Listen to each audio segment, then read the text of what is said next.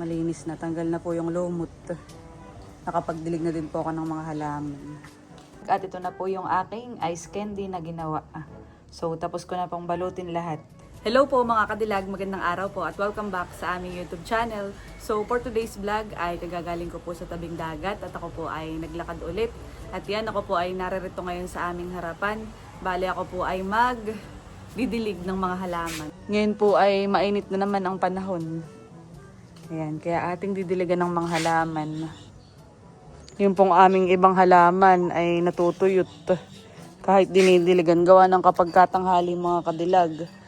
Yung pahapon ay dito lagi ang tutok ng araw sa may ano. Kaya uhi po. Ating didiligan yan. Yung iba'y natutuyot na din pati dito. Nakaigib na po tayo. Ayan. Atin na didiligan. Awa naman yung ibang halaman. Tuyo na.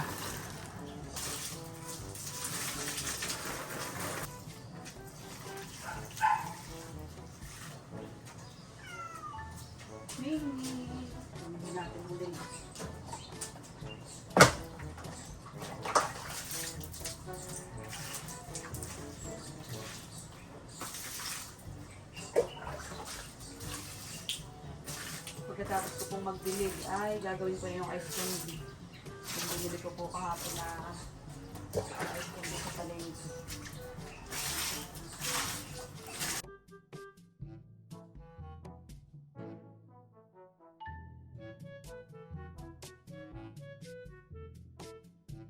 Tapos na po akong magdilig ng mga halaman ay napansin ko po ay malumot na naman to ay aking babrushin.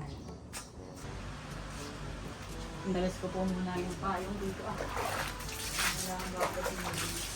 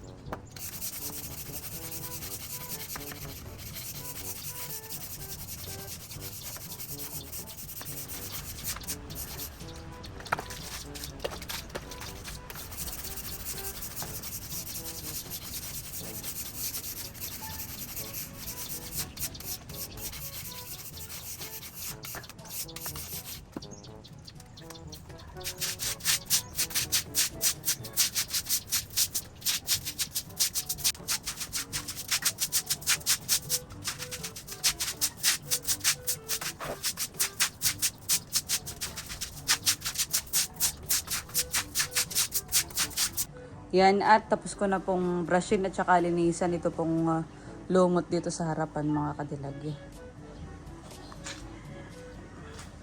Malinis na, tanggal na po yung lumot. Nakapagdilig na din po ako ng mga halaman. Ayan po, at ngayon naman ay magluluto na po ako ng ice candy. So narito na po ako sa kusina. At ang flavor muna na aking gagawin ngayon ay itong buko pandan. So susunod na pagluluto ko naman po itong Rocky Road. Ayan, buko pandan muna tayo. Ayan, ito na po yung kaserola. At dito po sa kaserola ay maglalagay ako ng 1 cup ng cornstarch. Ayan yung aking cornstarch. Bago isalang sa apoy yung mga kadilag. Ayan, tutunawin sa tubig ang cornstarch. Tapos ilalagyan ko din po yan ng, pagkalagay po na itong cornstarch ay ilalagyan ko po yan ng tubig. So bali 12 cups po ang ating ilalagay.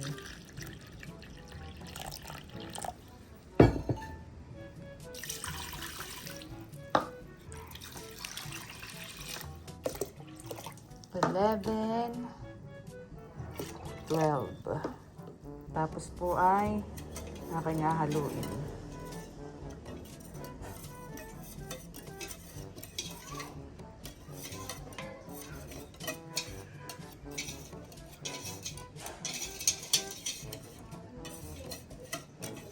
Tunaw na yung cornstarch at yan po ay akin ang isasalang sa apoy. Ayan, at sinalang ko na po sa apoy yung mga kadilag. At akin lang pong hinahalo para hindi magbuo-buo. Kaya ako din po nilagyan ng cornstarch ay para po maging pino yung ice candy.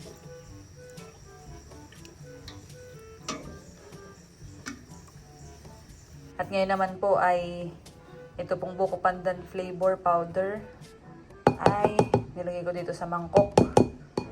At akin na po yung tutunawin sa mainit na tubig para mamaya ilalagay ko na lang po. So bali 1 cup din ng mainit na tubig yung pong aking nilagay.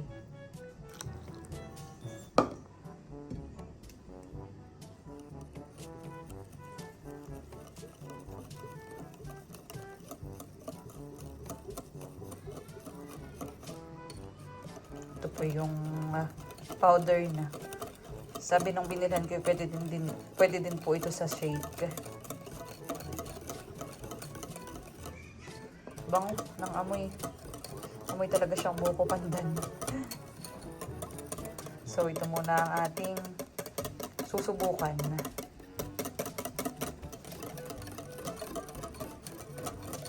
Okay na ito mga kadilag.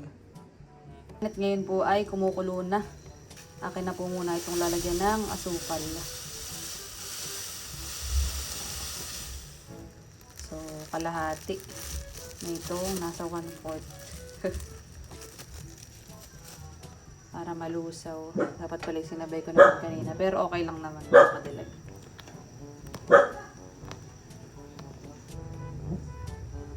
Lalagay ko na din po itong pandan flavor. Ayan. Takanin po yung halo-haloin.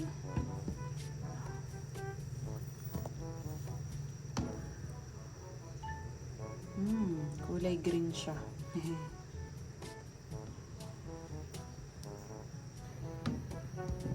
Kaunting pakulo na lang po, pwede nang i-off yung apoy. Ang bango.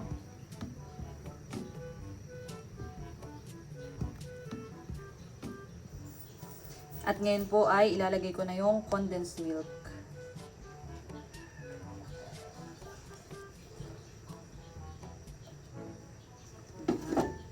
Ganun din po yung ibap.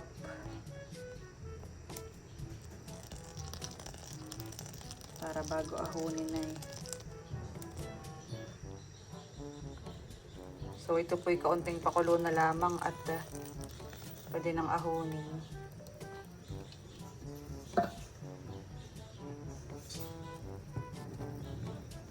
Haluin ko muna. Bango. Bango niya mga kadilag. Lalahatin ko na po itong asukal at medyo matabang. Natikman ko mga kadilag lang.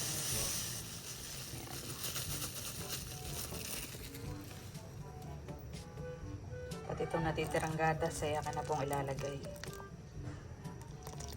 So isang condensed milk at saka isang ibap ang akin pong nilagay.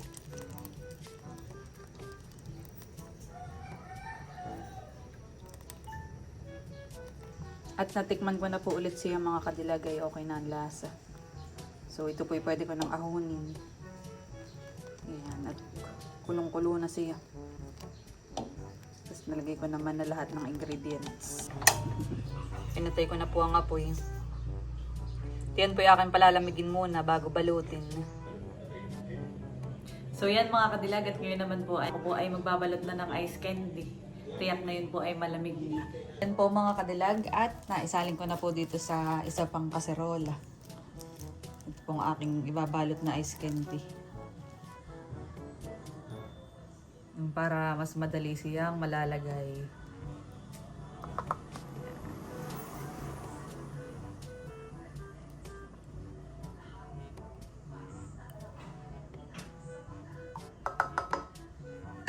So tingnan natin kung gaano kadami. Kumuha po ako mga kadilag ng tubig. At doon ko po muna nilalagay. Medyo mainit pa siya. Pero akin na pong babalutin. Ay.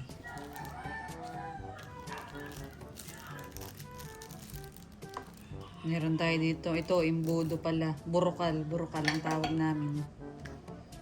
Kumuha din po ako ng mas maliit na measuring cup.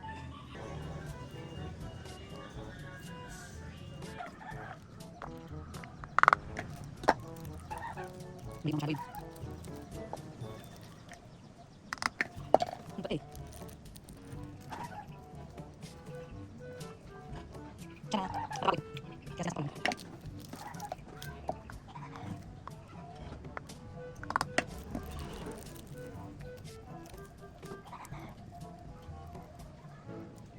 Sana, na, sa'yo, hindi ko iwan yan sa mundo. Pagmamahal niya ang dami, ninais ko. Sige, kasi yung mga sa'yo.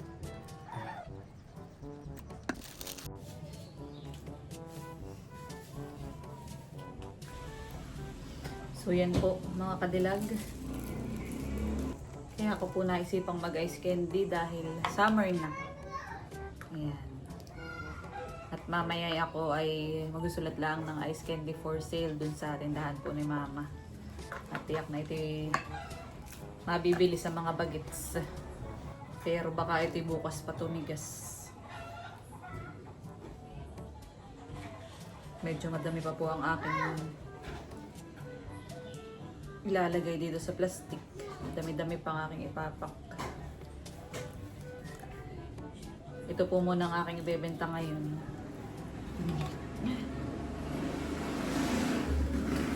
Nitong nakaraan ay nagtitinda din po ako ng pastillas at mani. Kaya lang ay migil po muna ako sa pagtitinda ng pastillas at mani.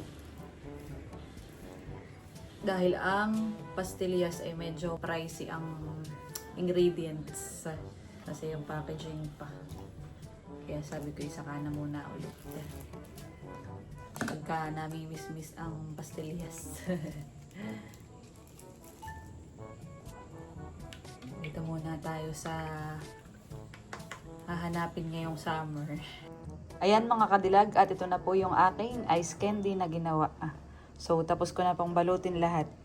At bali ang kinalabasan po na ito na bilang ay 46. So almost 50 pieces mga kadilag. At ito po ay akin nang ilalagay sa ref. So yan, na-compute ko na din po yung aking costing. Ayan. At ang papatak na ito na benta ko ay 5 pesos ang isang piraso mga kadilag. So ito ay yan, mataba. Mataba yung plastic niya mga kadilag. Sulit na din siya for 5 pesos. Ayan. At ito po ay ilalagay ko na nga sa rep. So bali ito'y baka bukas pa tumigas dahil maghahapon na rin po. Yan, at nailagay ko na po lahat sa ref mga kadilag.